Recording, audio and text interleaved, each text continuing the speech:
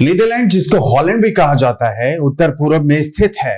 और बेल्जियम और जर्मनी की बात की जाए, बिल्कुल साथ ही ये कंट्रीज हैं, कहीं भी आप निकल सकते हैं। लेकिन नीदरलैंड हॉलैंड का अगर आप सोच रहे हैं तो बेहतरीन ये मंच है, बेहतरीन आज का पॉडकास्ट है। और बबली जोशी जी मेरे साथ मौजूद हैं, जो कंट्री मैनेजर हैं यूरोप की पूरी। और भी वीडियोस में आपने पहले भी सुना है इनको, किस तरीके से स्विट्जरलैंड से लेके बाकी सब चीजों को लेकर इन्होंने बताया है, ज्ञान की बातें की हैं। आज नीदरलैंड हॉलैंड की बात करेंगे मैम फिर से। बबली जी वेलकम करता हूं मैं आपका।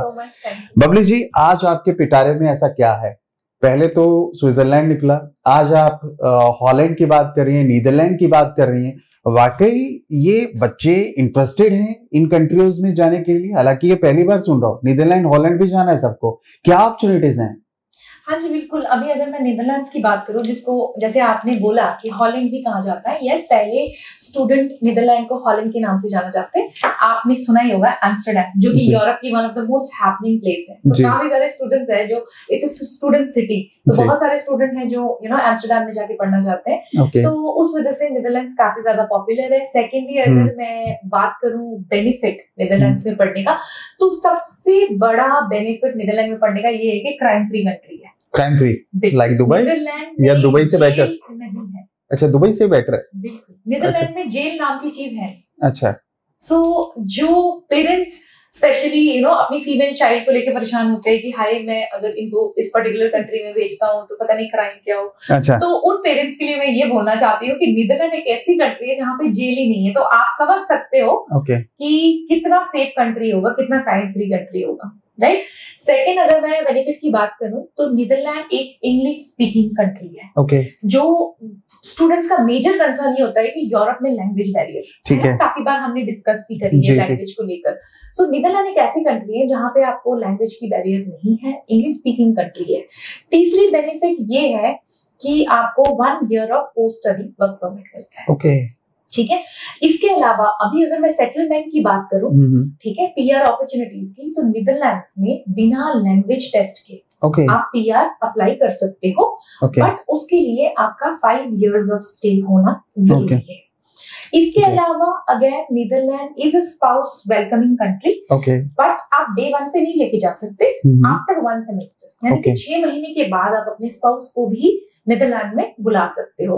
अगर मैं वर्क अपॉर्चुनिटी की बात करूं तो एज अ स्टूडेंट आपको 16 आवर्स वर्क राइट मिलता है, या फिर आप चूज कर सकते हो फुल टाइम ड्यूरिंग हॉलीडेज। सो नीदरलैंड में थोड़ा सा टेक्निकल है कि जैसे अगर हम बाकी कंट्री की बात करते हैं ना, तो बाकी कंट्री में यूजुअली सारी कंट्री बोलते हैं 20 आवर्स पार्ट टाइम और full time holidays. But Netherland की जो गवर्नमेंट है वो ये बोलते हैं, अगर आप सपोज 4 साल की बैचलर डिग्री पढ़ने जा रहे हो, तो 4 साल की बैचलर डिग्री में आप पूरे थ्रू आउट 4 साल आप या तो 16 घंटे ही काम करोगे पर वीक, या फिर आप चूज करोगे 3 महीने फुल टाइम, जो कि हॉलीडे पीरियड रहता है, मई जून जुलाई।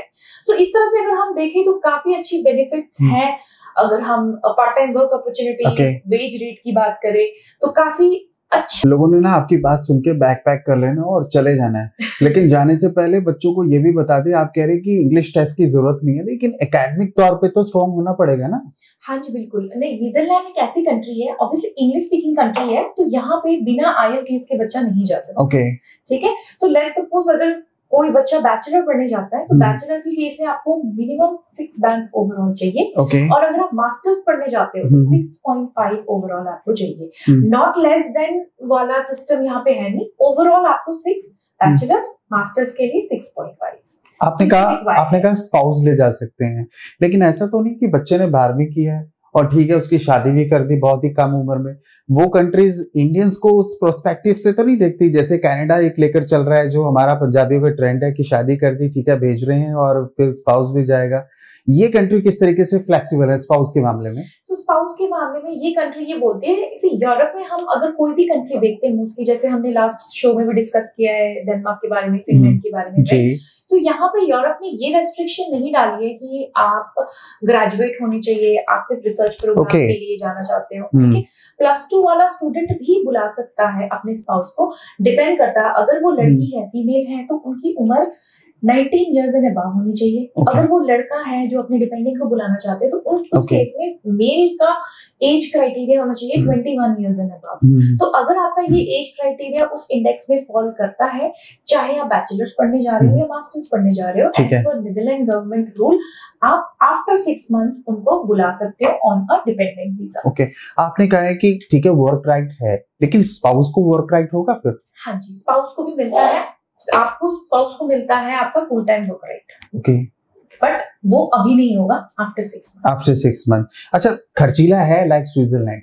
नहीं, अगर मैं बात करूँ स्विट्जरलैंड के मुकाबले तो नहीं। यहाँ पे अगर हम ओवरऑल कॉस्टिंग देखते हैं तो 12 से 13 लाख रुपए आपका साल का लिविंग एक्सपेंस आता है। सो महीने का आप मान लो approximately around 80 to 90,000 rupees. Okay, जैसी और कंट्रीज होती हैं, न्यूजीलैंड है, आपसे 2-3 साल का पूछती हैं कि भैया ठीक है 1 साल का पैसा दे दिया, दूसरे तीसरे साल क्या करोगे?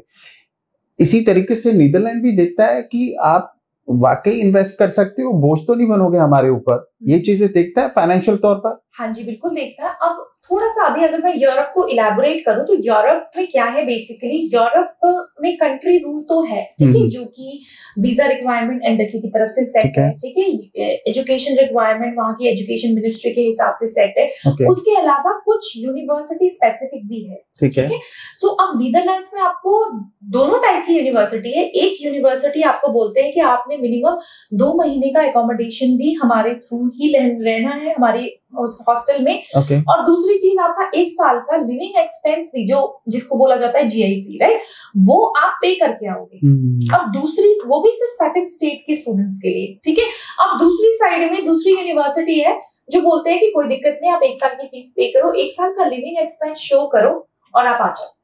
तो वो थोड़ा सा यूनिवर्सिटी स्पेसिफिक है, डिपेंड करता है आपने क्या एजुकेशन करी है और क्या पढ़ना चाहते हो, उस हिसाब से हम स्टूडेंट को करियर गाइड करके प्लेसमेंट करते हैं उन यूनिवर्सिटी। कम शब्दों में इंटेक बताएं, कब का है मेजर इंटेक यूरोप में? वैसे अगर मैं बात करूं नीदरलैंड्स की तो फरवरी और सितंबर मेजर है, लेकिन हमारे पास कुछ ऐसी यूनिवर्सिटी है जिसमें रोलिंग इंटेक है, यानी कि फरवरी, मार्च, मई, जुलाई, अक्टूबर, अगस्त। बहुत बहुत धन्यवाद। तो बबली जोशी जी से आपने सुना किस तरीके से हॉलैंड, नीदरलैंड जो बेल्जियम, जर्मनी के बिल्कुल बाजू में है, और मूव होना या फिर वहां पर सेटल होना, 6 महीने के बाद अपने स्पाउस को ले जा सकते हैं, वर्क राइट है, XYZ पूरा मिलेगा एक पैकेज में। फिर भी कोई दुविधा है, आइए ऑफिस, बबली जी से मुलाकात कीजिए, अपनी दुविधा दूर कीजिए। नमस्कार।